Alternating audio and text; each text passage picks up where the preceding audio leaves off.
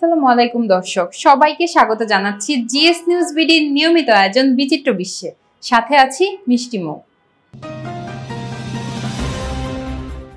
মধ্যরাতে ফার্মেসিতে চোরের হানা, তবে কাঙ্ক্ষিত টাকা পয়সা না পেয়ে ফার্মেসি মালিককে ফোন করে ঘটনার সবকিছু জানালেন স্বয়ং চোর নিজেই, ঝাড়লেন ক্ষোভ। এমনই ঘটনা ঘটেছে ঝিনাইদহের কালীগঞ্জ উপজেলা শহরের মল্লিক ফার্মেসিতে।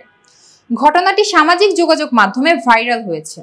ফার্মেসির মালিক হরেন্দ্রনাথ সাহা বলেন, ভোরের দিকে চোর চক্রের এক সদস্য আমার ফোনে কল করে বলে, দাদা আপনার ফার্মেসিতে আমরা চুরি করেছি, গতকাল তো কেনাবেচা অনেক করেছেন, তো ক্যাশে এত কম টাকা রাখলেন কেন, একটু বেশি করে রাখতে পারেন না? হরেন্দ্রনাথ সাহা আরো বলেন, ফোনে জানানো ওই কথা আমি প্রথমে বিশ্বাস করছিলাম না, পরে ভোরে দোকানে এসে ওষুধ সহ বেশ কিছু মূল্যবান জিনিসপত্র চুরি হয়েছে বলে বুঝতে পেরেছি। আমরা প্রায়শই বিভিন্ন জাদুঘরে যাই, সেখানে আমরা শিল্পীদের নানান ধরনের চিত্রকর্ম দেখি, কিন্তু একটি চিত্রকর্ম দেখে আমরা কি ভাবি? পূর্বের ইতিহাস, ঐতিহ্য, সংস্কৃতি সম্পর্কে জানতে পারি। এর বাইরে কি আমরা কোনো চিত্রকর্ম দেখে ভেবেছি যে এটি কি তাৎপর্য বহন করে? এমন প্রশ্নের উত্তরে আমরা এর সঠিক উত্তর দিতে পারবো না, কিন্তু একটি চিত্রকর্ম কৃষিক্ষেত্রে হারিয়ে যাওয়া ফসলের প্রজাতি ফিরিয়ে আনতে পারে। কথাটা শুনতে কিছুটা অবিশ্বাস্য। এমনই বিস্ময়কর কাজ করে দেখিয়েছেন ইতালির ইসাবেলা ডাল্লা রাগিওনে। ইসাবেলা একজন ইতালিয়ান উদ্ভিদ গবেষক, যিনি পুরনো শিল্পকর্ম বিশ্লেষণ করে হারিয়ে যাওয়া ফল ও ফসল পুনরুদ্ধারের চেষ্টা করেন।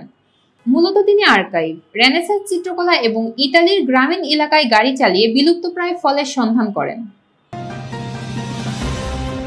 নির্জন এক রাস্তায় ঘুরে বেড়ানো এক ক্ষুধার্ত কুকুর, নাম ছিল না, ঠিকানা ছিল না। মস্কোর তুষার ঢাকা অলিগুলিতে যে কেউ তাকে দেখলে পাশ কাটিয়ে যেত, অথচ কেউ ভাবতেই পারেনি সেই অসহায় কুকুরটি একদিন হয়ে উঠবে বিশ্বের নজরকাড়া এক নাম, লাইকা। ইতিহাসের পাতায় লেখা হয়ে থাকবে তার নাম, কারণ সেই প্রথম প্রাণী যে পা রাখে পৃথিবীর বাইরে, মহাকাশে। 1957 সালের কথা। তখন সোভিয়েত ইউনিয়ন আর যুক্তরাষ্ট্রের মধ্যে চলছে মহাকাশ জয়ের প্রতিযোগিতা, স্পেস রেস। সোভিয়েতরা সফলভাবে উৎক্ষেপণ করেছিল স্পুটনিক 1 নামক কৃত্রিম উপগ্রহ। এরপর তারা চাইল এক ধাপ এগোতে, একটি জীবন্ত প্রাণীকে পাঠাতে চাইল মহাকাশে মানুষের আগে।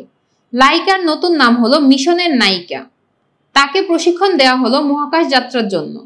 ছোট ছোট কেবিনে থাকতে শেখানো হলো, জোরে শব্দ শোনার অভ্যাস করানো হলো, এমনকি কৃত্রিম অভিকর্ষের ভেতরে কেমন আচরণ করতে হয় তাও শেখানো হলো। লাইকা বেশ ভালোভাবেই এগুলো আয়ত্ত করতে থাকে, কিন্তু সে জানতো না যে পৃথিবীতে তার আর ফেরা হবে না।